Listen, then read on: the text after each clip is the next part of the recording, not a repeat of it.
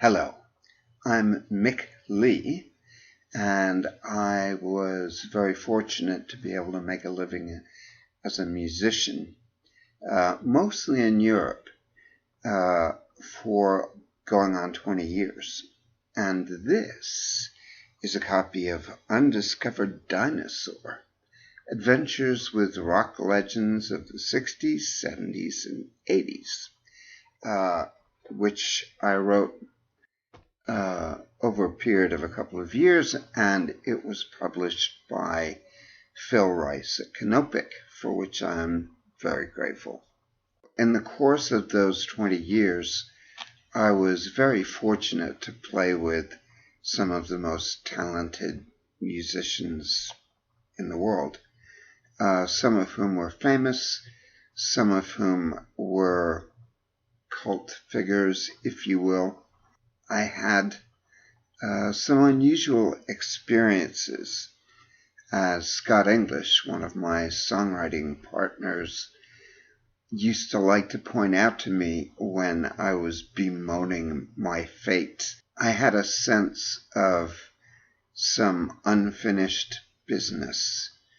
And if there's one thing that really makes me sad, it's the realization that had I continued to work as a musician and achieved the kind of following that some of my friends did, there are songs that I would have written that didn't get written, and I think of them as my unborn children, if you will. I was very fortunate to become friends with Chris Wood, who played flute and sax in Traffic. He also played some keyboards and helped write many of their songs. And in some ways, Woody was the spiritual leader of the band. Steve Winwood and Jim Capaldi have both described him in those terms. How I met Chris is another story for another video, but that was pretty strange as well.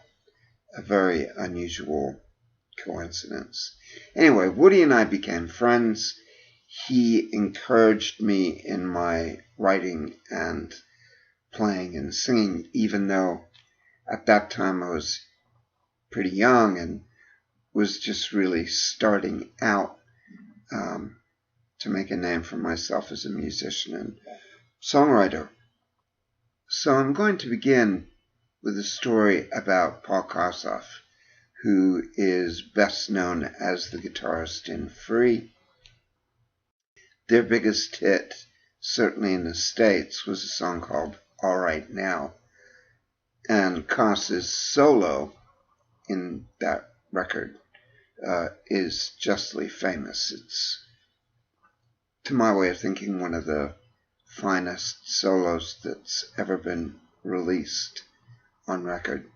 And Woody and I had done some writing together, and we'd been into the studio to record some of it. Although he had a studio in his house, it wasn't really big enough to accommodate a drum kit. So we went into a commercial studio nearby and recorded some stuff. And one evening I was sitting listening to it in the studio in Woody's house when this long hair with a red kerchief around his neck wandered in, leaned up against a wall, and just stood there behind me listening to the music.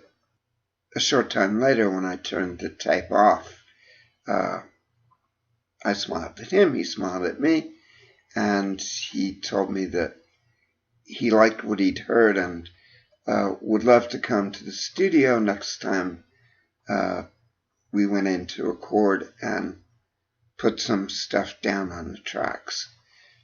I figured anybody who was hanging out at Woody's house had to be a player, because pretty much everybody who hung at Woody's house was a phenomenal player. So I just said, sure, and I wandered off into the next room and pulled Chris aside and asked him who the guy with the red kerchief was. So Woody looked at me in the way that one might look at a slightly backward child, and with a little smile on his face said, "That's Paul Kossoff, Mick." Well, Koss was one of my favorite guitarists. I'd never seen them live, so I didn't really know what he looked like.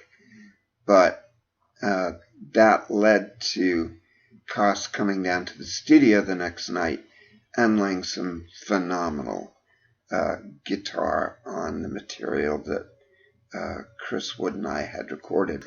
And Koss and I developed a friendship also. He had a wonderfully twisted sense of humor, and we understood each other pretty quickly. Anyway, we became close friends. We hung out together, we made music together. He often came down and recorded with me, never even mentioned the idea of a session fee. It was always understood that this was just something we were doing together, and that if the project took off, Koss would be open to going out on the road with us. What follows is one of the songs that I recorded with him. Koss also took me under his wing and was encouraging me to develop my lead guitar skills. Now, I'd worked with Jim Little, I'd played with Koss, and some others who were, brilliant all-around guitar players. And my forte was rhythm, creating a part that really kept the music in the pocket. I had decided to focus on that aspect of my playing. That was how I got many of the great players I worked with to play with me, because I was a really good trampoline for them to bounce off, and they appreciated that. So that was where I focused my energy. In this instance, Koss insisted that I play the lead part. He played the acoustic parts, and he brought Andy Fraser, a phenomenal bass player who was in Free with Koss, to the studio, and Andy was very gracious and laid down a bass part for me, even though I didn't really know him that well. I met him a couple of times, but I wasn't friends with him in the way that I was with Koss.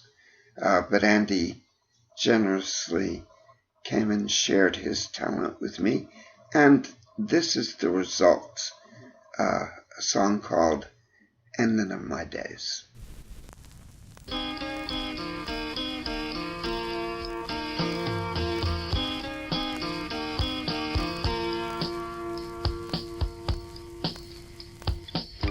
I wake up every morning and I bring in each new day.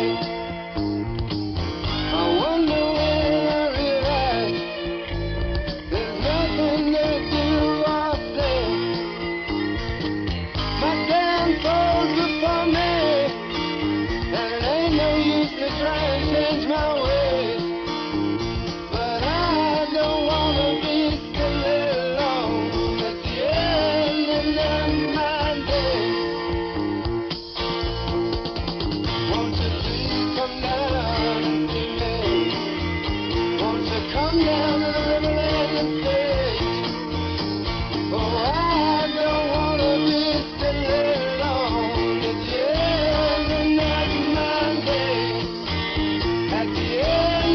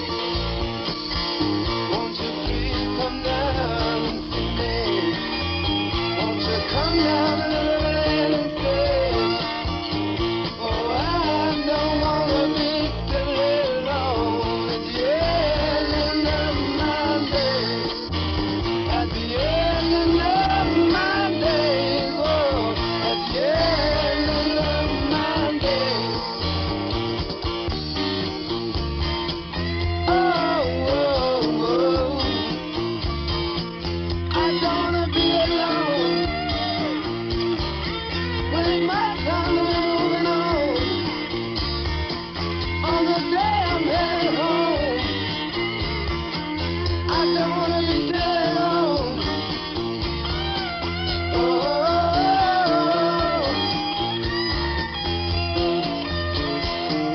My life unfolds before me, and there ain't no use to try and change my ways.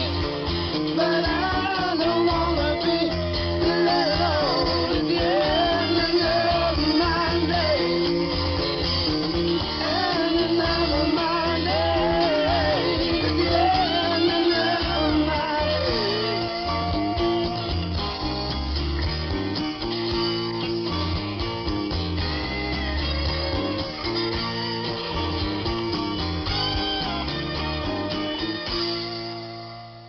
There are more videos to come in the series, and I hope you'll find them entertaining.